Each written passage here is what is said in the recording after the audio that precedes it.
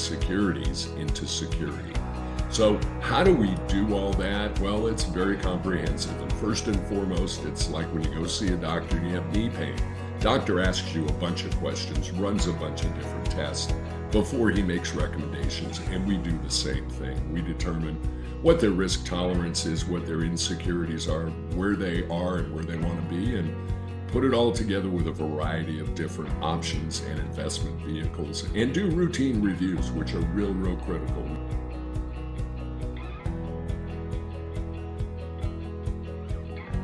Andrew, talk about some of those strategies or tools that you recommend for ensuring successful generational wealth transfer.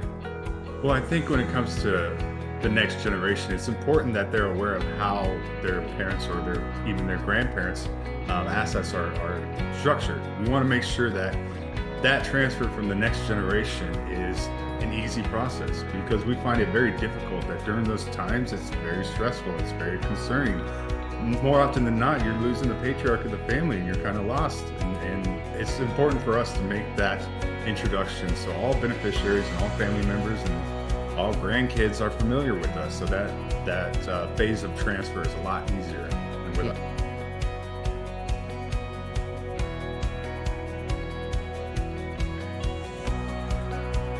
I do have Andrew Hansen, VP of Generations Wealth Management. And for the future, what are those first steps in laying out that comprehensive financial plan?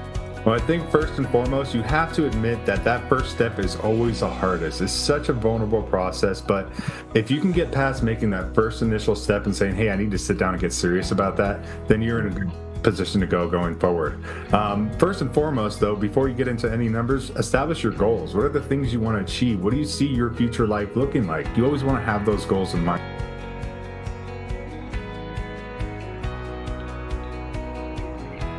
So with that said, obviously we should leave these types of things to the professionals. Some of us are self-trained. We feel really keen to numbers and money management. But are there any resources out there for someone like myself who has no clue what I'm doing?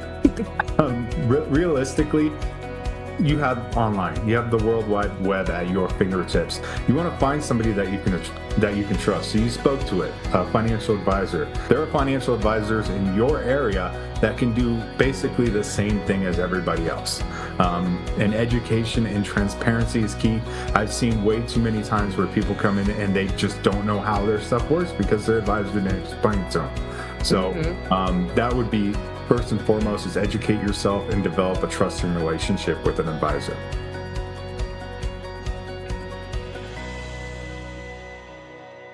This is a Blend Extra. Today, the road to securing an income for your family. This journey is, of course, not the same for everyone.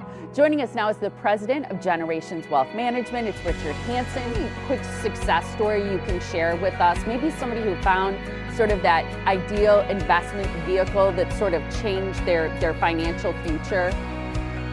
You know, it's interesting. 43 years doing this, I've been so blessed to have the opportunity of helping a lot of people in their journey. And I think one of the ones that's real critical and really sticks in my mind, it was 2008. And in 2008, that was the real estate bubble. The markets dropped, the S&P 500, by close to 38% during that 1 year period. It affected people in 2008, more importantly, later on down the road with the lost assets for retirement. And I remember sitting in my office at the end of 2008, my assistant came up to me and said, hey, the Smiths are here and they're distraught and they're crying. You need to see them. So I went out and saw them. Make a long story short, one was 79, the other was 77. And previous to 2008, we had put them in vehicles that gave them some upside growth, but more importantly, protected their downside growth. The moral of the story is they were crying because they were happy.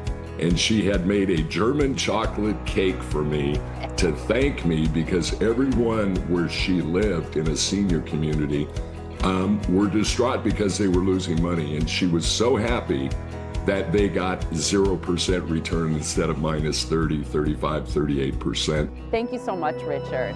Thank you so much.